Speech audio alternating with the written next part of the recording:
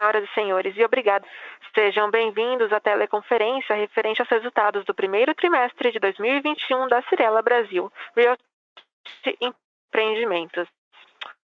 Estão presentes conosco hoje os senhores diretor-presidente, diretor financeiro e de relação.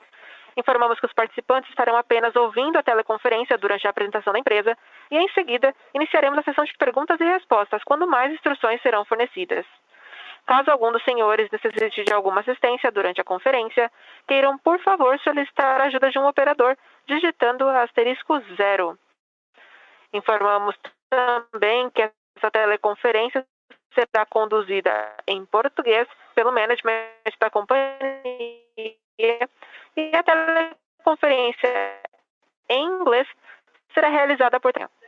Está sendo transmitido Cirnet via web. Antes de gostaríamos de esclarecer que eventuais vão ser feitas durante a teleconferência relativas às perspectivas de negócios da companhia, projeções e metas operacionais e financeiras, constituem-se em crenças e premissas da diretoria da Cyrela, bem como informações atualmente disponíveis para a companhia. Considerações futuras não são garantias de desempenho e envolvem riscos, incertezas e premissas. Essas se referem a eventos futuros e, portanto, dependem de se ou não ocorrer. Investidores devem compreender que condições econômicas gerais, condições da indústria e outros fatores operacionais podem afetar os resultados futuros da empresa e podem conduzir a resultados que diferem materialmente daqueles expressos em tais considerações futuras. Eu gostaria agora de passar a palavra ao Sr. Rafael Horn, que iniciará a apresentação. Por favor, Sr. Rafael, pode prosseguir. Bom dia a todos. O primeiro trimestre de 2021 foi marcado pela reaceleração da pandemia do coronavírus no Brasil e culminou com o aumento de restrições no início do mês de março nas praças onde atuamos. Com os estandes de vendas fechados, a partir do início do mês de março, optamos por postergar alguns dos lançamentos previstos para o trimestre e encerramos o período lançando R$420 milhões. Por outro lado, a qualidade dos nossos produtos e o bom momento do mercado contribuíram para que tivéssemos uma boa performance de vendas, que totalizaram aproximadamente R$1 bilhão e foram 22% superiores ao primeiro trimestre de 2020, mesmo com o volume de lançamento 60% inferior.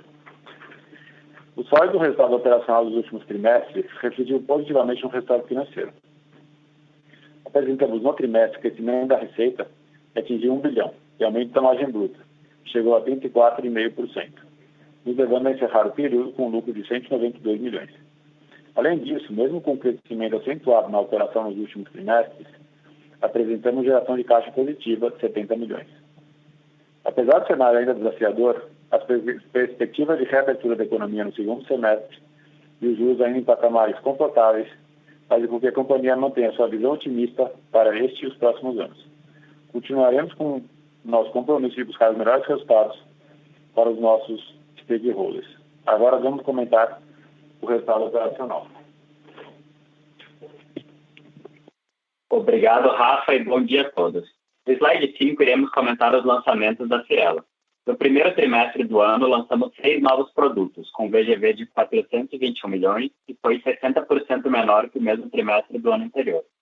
Excluindo as permutas e no percentual Cyrela, o volume lançado no ano foi 64% inferior ao primeiro trimestre de 2020. A participação da companhia no volume lançado foi de 90%. Passando ao slide 6, vamos falar do nosso desempenho de vendas. No primeiro trimestre de 2021, as vendas contratadas alcançaram R$1 bilhão, um aumento de 22% em relação ao primeiro trimestre de 2020. Excluindo as permutas, as vendas do trimestre atingiram 820 milhões do percentual Cyrela, 24% maior que o mesmo período de 2020. O estado de São Paulo respondeu por 53% das nossas vendas. No slide 7, vamos falar da nossa velocidade de vendas. O VSO anual da companhia foi de 52,8%. Observando a velocidade de vendas por safra de lançamentos, os projetos lançados neste trimestre foram 41% vendidos. No slide 8, vamos falar do estoque total da Cyrela.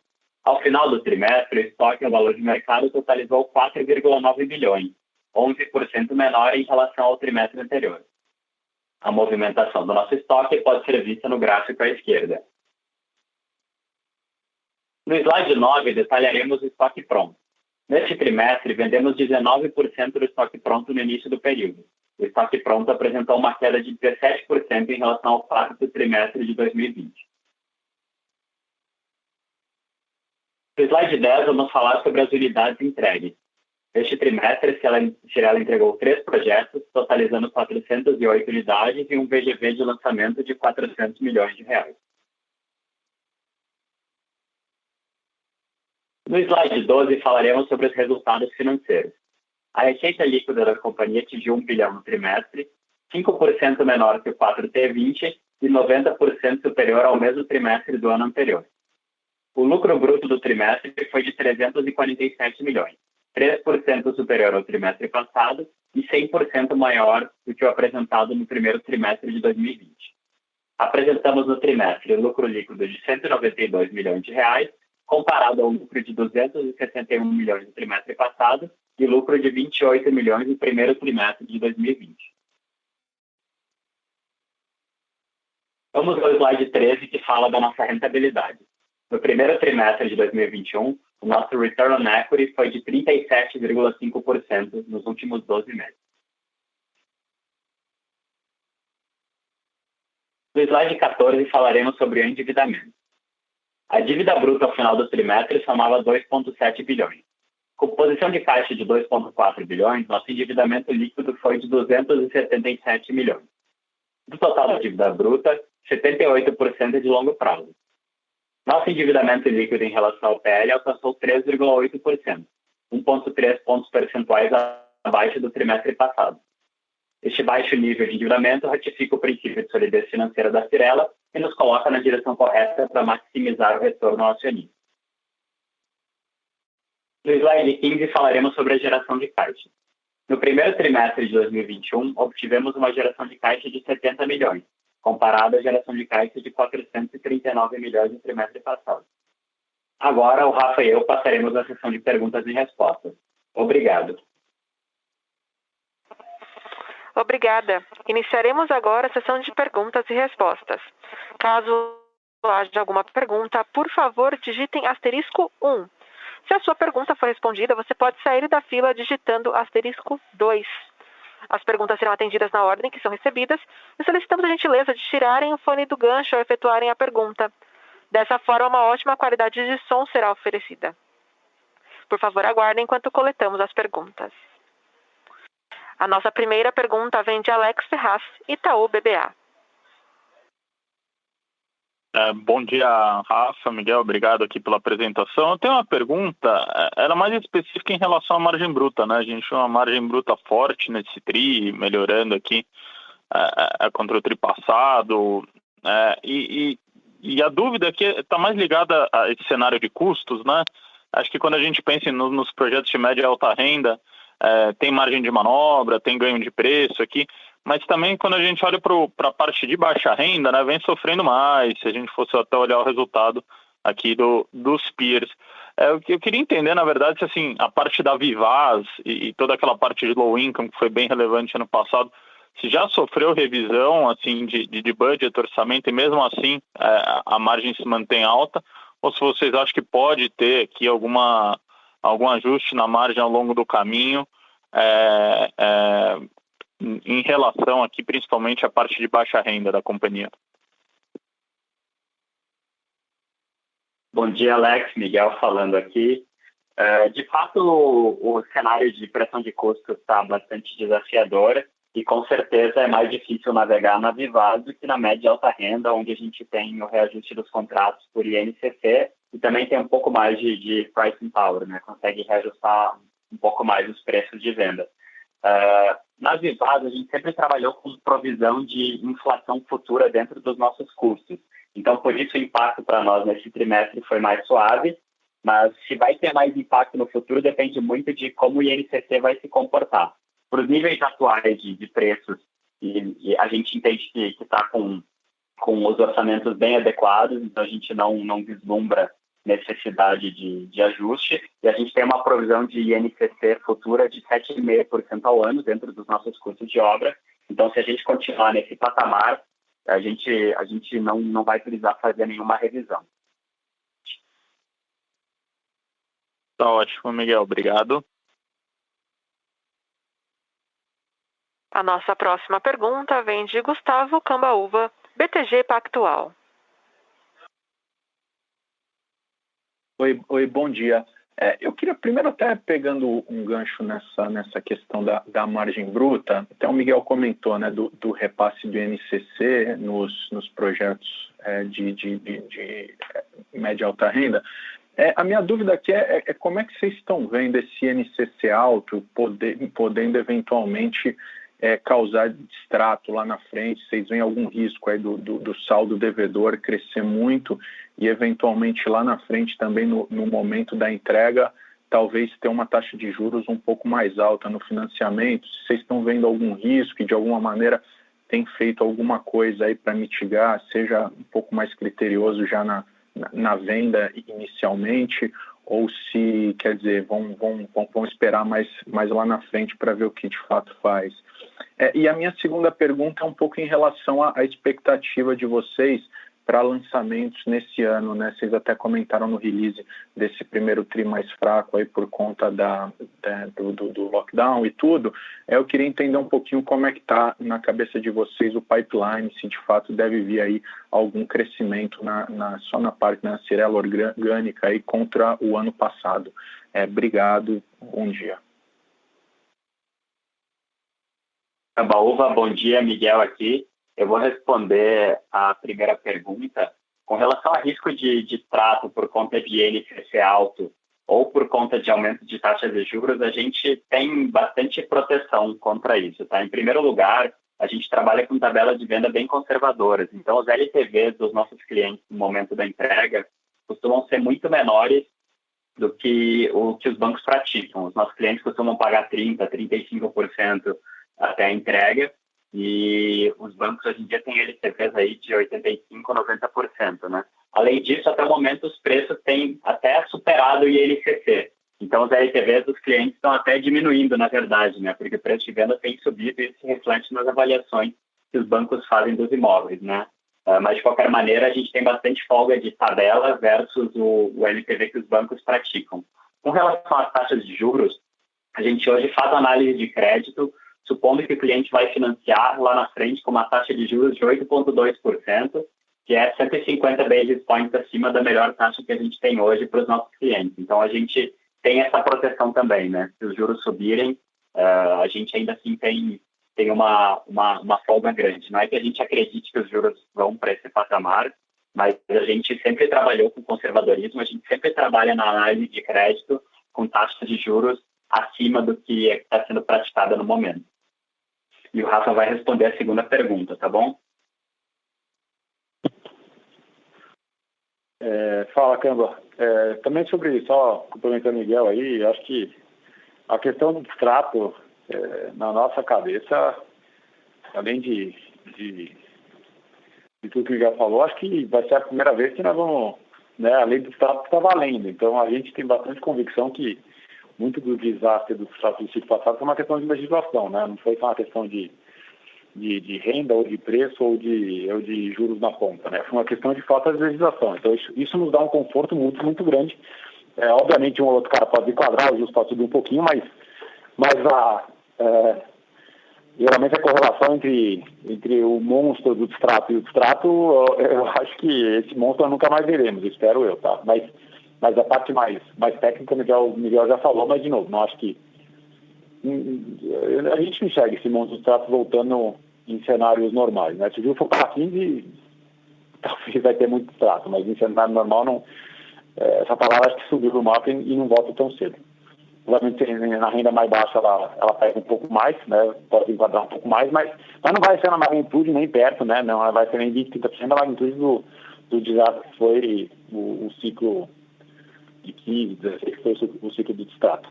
Sobre lançamentos, Camba, o número que o Miguel, o Yuri passam para vocês em geral aí sobre 2021, seja lá esse número que for, está mantido, tá? Então, acho que a gente segurou um pouquinho no final do primeiro tri, mas as condições estão melhores, a população de risco está sendo vacinada, então acho que não devemos ter outras surpresas, né? Então, não tendo outras surpresas, o número passado que a gente passava para o ano aí, seja ele qual for, está mantido. Né? A gente espera entregar tudo que estava previsto esse ano.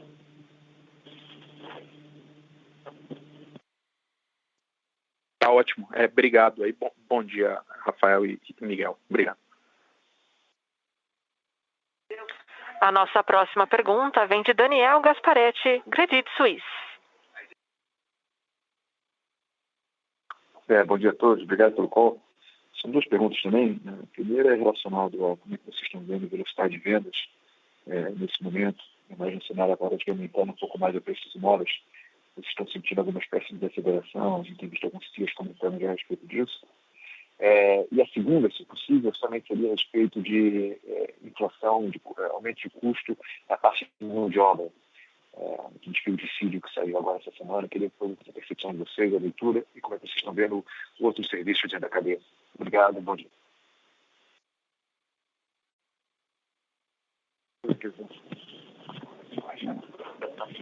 Fala, Gasparetti, é o Rafa. O teu som não estava legal, eu não consegui ouvir as perguntas.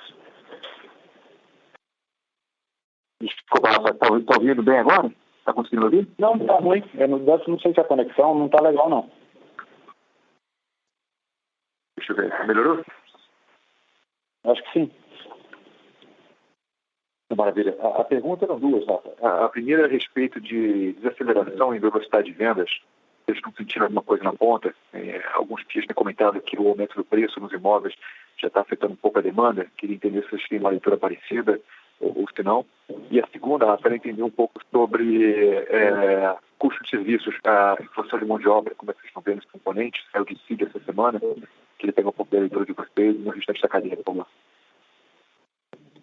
Eu acho que entendi. Sobre o INCC na ponta está prejudicando, acho que bom não é. mas eu acho que impacta o fundamento macro. Né? Eu acho que o vento macro aí, seja ele qual for, né, de juros baixos, muitos anos de crise no setor, né? Então acho que isso aí que é mais forte do que o INPC um pouquinho elevado na ponta. Então isso, ou seja, um ou outro cliente sente isso, sim, mas acho que no macro ou seja, a gente acha que o momento continua bom e seguirá bom, e estamos bastante animados com isso, né? Eu acho que, de novo, os preços por 10 anos patinaram, caíram, afundaram, né? Então uma recuperaçãozinha de preço acho que faz bastante sentido, né? Eu não acho que o INCC, né, o cliente acho que percebe isso, né, essa dinâmica dessa retomada cíclica, juros baixos, muitos anos sem comprar, então acho que isso continua bastante forte e deve prevalecer. Sobre, se eu entendi a pergunta direita, se na parte de serviços,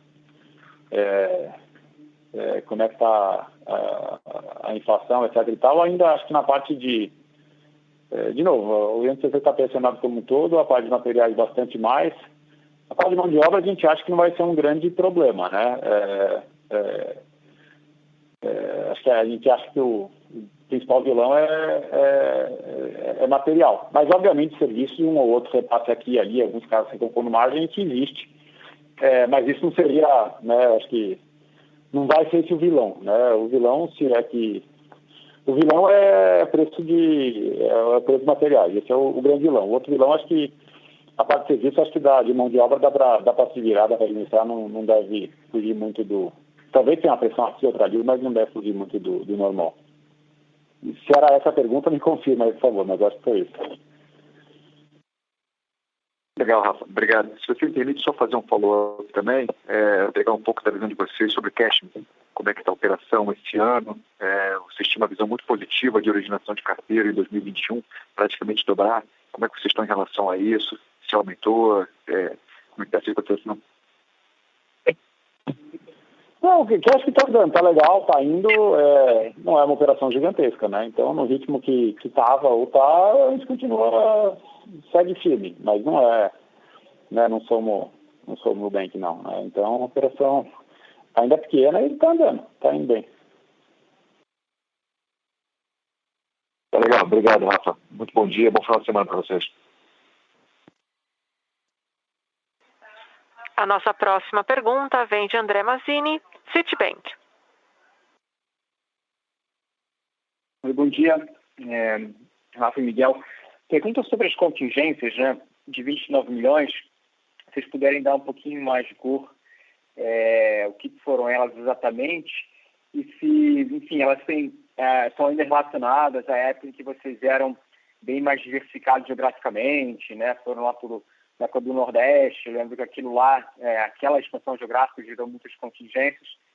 E também, naquela época, vocês tinham muito mais terceiros tocando as obras versus os 10% que vocês têm atualmente, né? Que vocês colocam ali, que é um percentual bem controlado. Então, está tudo muito dentro de casa atualmente. Dito de outro modo, se a operação da companhia hoje, com menos geografias e muito mais as obras dentro de casa, deveria gerar um nível de contingência em steady state bem menor do que a gente está vivendo hoje, ou se 29, de fato, é algo que deve ficar um pouco mais assim, estabilizado, dado que também, enfim, é um business que gera contingência, alguns litígios de vez em quando, dado que é uma empresa grande. Obrigado. Bom dia, André. Miguel falando aqui. Dos 29 milhões de impacto que a gente teve de contingências, 90% são cíveis e no cível a grande maioria se refere a obras que estão em término de garantia ou que recentemente terminaram a garantia. Então, são obras lá entregues lá por 2016, por aí. Então, de fato, daquele momento em que a Cyrela era bem mais diversificada geograficamente, né, e tinha várias obras também que eram tocadas por terceiros. A gente entende, sim, que esse volume de contingências é acima do que é esperado para a nossa operação atual, mas as contingências, de fato, elas aparecem bem mais tarde no processo, né? Então, a gente acredita, sim, que no médio prazo o nosso volume de contingência na empresa vai ser muito menor do que esse que a gente tem visto nos últimos trimestres. Ótimo, Miguel. Obrigado. Bom dia. Com licença, lembrando que para fazer perguntas, basta digitar *1. Por favor, aguardem enquanto coletamos novas perguntas. A nossa próxima pergunta vem de Marcelo Mota, Banco JP Morgan. Bom dia. Duas perguntas. A primeira, se pudessem comentar um pouco sobre aumento de preço de venda, enfim, vocês têm conseguido repassar, acho que dá para manter aí parecido com inflação para proteger aí margem. E a outra, se vocês puderem comentar um pouco sobre a linha de equity income, enfim, obviamente tem as JVs, mas teve também ali outros itens que acabaram ajudando um pouco essa linha a vir bem forte esse trimestre. Era isso. Obrigado. Bom dia, Mota. Miguel falando aqui. Olha, a gente pelo menos consegue repassar o INCC para todos os nossos projetos em andamento e principalmente no médio e alta renda, tendo oportunidades, a gente tem sim subido em alguns casos o preço acima do INCC. Temos tentado fazer isso sempre que a gente encontra espaço, sempre que os projetos estão com uma velocidade de vendas forte, tá? Então é muito caso a caso, projeto a projeto, mas a gente tem sim buscado essa eficiência. Com relação à linha de equity income, de fato, esse trimestre foi bem forte. O destaque principal, além dos resultados das 3 JVs, são resultados de 2 projetos que a gente tem em parceria com a Heinz, que é o Ibirapuera Bayou e o Quadra Greenwich. Os dois tiveram um resultado relevante no trimestre. E somando as JVs com essas 2 FPS, explica a maior parte do resultado dessa linha, tá? Perfeito. Obrigado, Miguel. Encerramos neste momento a sessão de perguntas e respostas. Eu gostaria de passar a palavra para o senhor Rafael para últimas considerações. Senhor Rafael, prossiga, por favor. Obrigado a todos aí. Esperamos, né, que essa melhora aí de vacinação continue e seja um ano mais saúde aí para a população do Brasil. Obrigado a todos e nos vemos aí. Obrigada. A teleconferência dos resultados da Cyrela está encerrada. Por favor, desconectem suas linhas agora.